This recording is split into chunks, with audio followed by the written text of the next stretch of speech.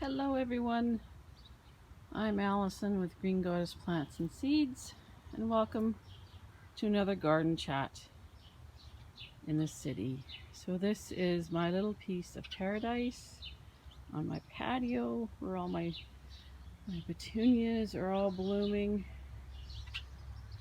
and it's just a lovely space. So there's a few things happening in the garden today. We'll just take a walk around. So the zucchinis, they're looking a little bit of a mess because I actually came in here yesterday and tried to provide them with a little bit of support, because as you can see, the plants were getting kind of big and heavy and they were starting to fall over out of the pots, and I thought, well, I need to do something.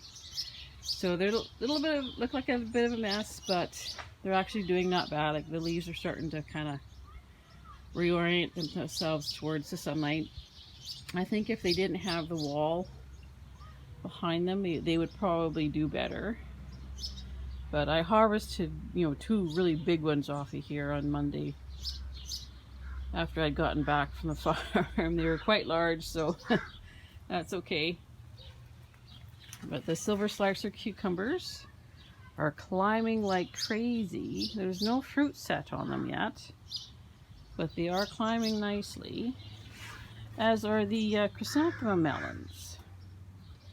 These look so good. I haven't seen any flowers on them yet, although I think they might be coming, but they are climbing nicely though.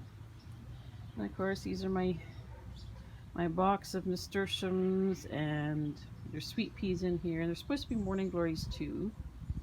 And of course, the lovely hot pink, hot purple petunias. Okay, so down here everything's looking good. As you can see, my favorite dark purple petunias. And I've got my zinnias are starting to open up. That's a illumination zinnia. That's a Baker Creek variety, I believe. And there's the firework tomato. Lots and lots of flowers on it. I haven't seen any fruit development yet, but hopefully soon. There's another pot of the Super Cascade Blue petunias. Another zinnia that's just opened up. And I think that's the Purple Prince zinnia, also from Baker Creek. This, however, this is what I really wanted to show everyone. I'm really excited about this. Look at all of those tomatoes. This is the Berkeley Tie Dye Pink, and it is just loaded with tomatoes coming on it. And as you can see, they've already started to develop some striping, and it's just so exciting to see them like that. Like this is the only plant that's got this many tomatoes that are already, starting to get big. So that's exciting. So hopefully, maybe if I'm lucky, by the end of the month, I might have tomatoes. And there's another pot of my favorite petunias. And back over here, now I did some rearranging here on the patio, just a little bit. On the corner here,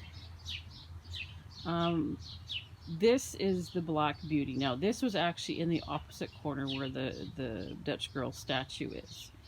And I switched its position with the Sweet 100 that was originally in this spot.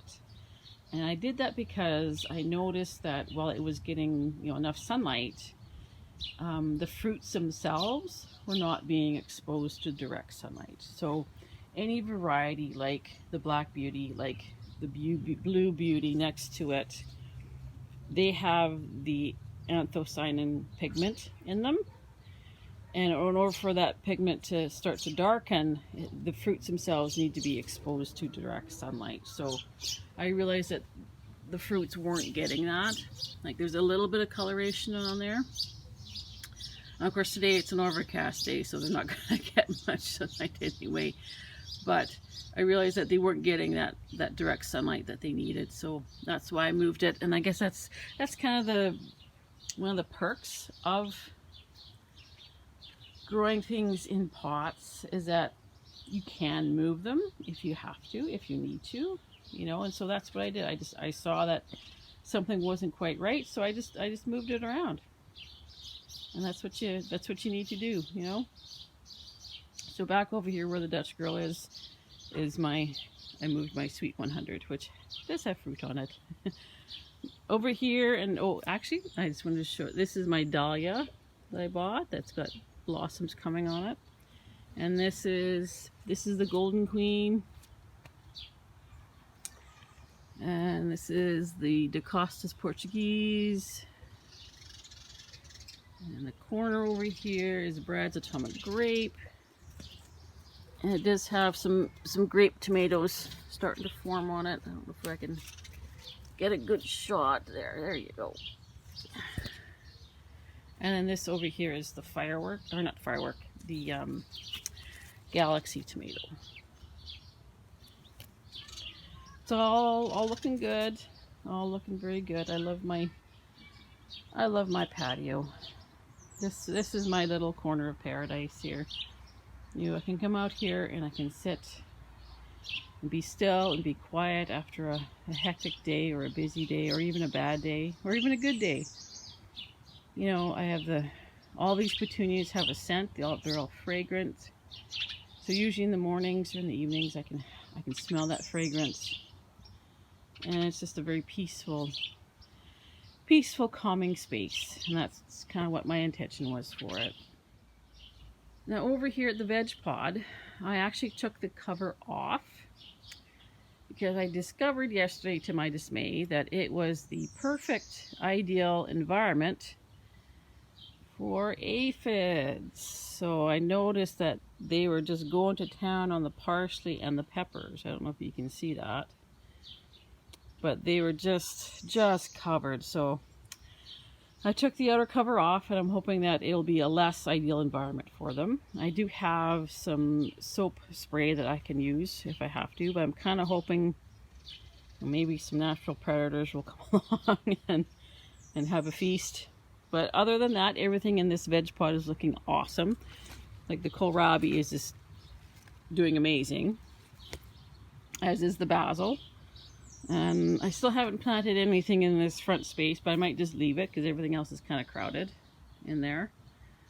But that's the veg pod. And over here, more tomatoes. Now these Russian Saskatchewan, they're developing a little bit of yellowing on the leaves, and I think that just might be some magnesium deficiency. So I might try a Epsom salt spray on the leaves and see if that helps, because you know, with the really super hot weather we had last week, you know, they were being watered like constantly, so probably some of that nutrients washed out of the pots.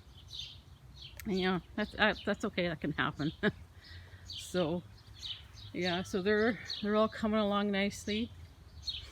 And over here, this is my Sugar Rush Peach hot pepper, and it's actually got at least three peppers developing on it. Oops. There you go. Even the small one here has got a pepper on it, so that's exciting to see. I'm happy to see that. I did move one of the jigsaws out of the greenhouse. Of course, I moved it out, and of course the weather has turned. We're into some colder temperatures right now, but that's okay because I think today's supposed to be the coldest day, and then after today it's supposed to start warming up again. By Saturday I think we're supposed to be back up to like 30 degrees or something stupid like that. And in the greenhouse there's just some three peppers left in here. I don't know if I'll move them out or not, but there's jalapeno. This is the Zapotec jalapeno, and it's got peppers on it. And in the back those are the early jalapenos. And this lovely plant with the purple flowers is Pippin's Golden Honey. Oh, there we go. There we go. So they're all coming along nicely. So that's what's happening in the patio garden and in the city. So everything's coming along. There's a few developments, but you know what? Hopefully, fingers crossed, by the end of July we might start having like ripe tomatoes. You know, and I love my patio garden. It's a very peaceful place, and I've always set my intention for my garden to be a place of peace and solace and healing. And I've always, during the summer months, I always extend an invitation to family and friends that if at any time you need a place to just come and sit and be quiet and have some time with your thoughts, you're more than welcome to come over to my garden. You know, I'll leave you alone. You can, you know, have some quiet time with the plants, and, you know, and do whatever you need to do to get through this thing called life. So I'm going to do that again this year. Like, I extend to anyone who needs a place to just, you know, contact me, let me know when you're coming over, so I can make sure that at least it's somewhat tidy. My garden is not pristine. My garden is not perfectly manicured. You know, most of the perennial beds are lost causes. They're so overgrown and wild looking, but you know what? I'm kind of okay with that. You know, I kind of like, you know, I'll admit I'm a bit of a lazy gardener with some things, but I do try to keep on top of some things, but at the same time, I'm not a pristine gardener type, you know. I'm okay with a few weeds. I'm okay with, you know, a few wild places. You know, I don't know if you can see behind me there, but there's a sparrow's nest up there. You know what? And I love that. I love being able to share my space with other beings, with other creatures upon this earth, because you know what? You know, we like to think, us humans, we seem to have this notion that we are above nature, but we're not. We are just as much a part of it, but we've just forgotten that. So I don't mind sharing my patio space with the sparrows. Anyway, today's a much cooler day, as I said. The forecast for the week ahead is, you know, we're supposed to start getting warmer again. So by Saturday, it's supposed to be back up to 30 degrees, which is okay because we do need the hot temperatures to make everything ripen. So we've, you know, and then the hot temperatures that we did have last week just pushed everything. It just made everything just go crazy, especially out at the farm. Like, the pumpkin vines are just going nuts now. So far it's been a good summer. It's nice to have a break from the heat because it was starting to get a bit unbearable. But yeah, it's shaping up to be an awesome year for growing stuff for the garden. I just hope it continues. I just hope the ideal conditions will continue on so that we can have a nice long autumn. Hopefully frost-free, at least till the end of October. But, you know, that's wishful thinking up here in the northern, in Saskatchewan, but whatever, right? Anyway, I hope you're having an awesome week. I hope you're having an awesome day. And until next time, you take care.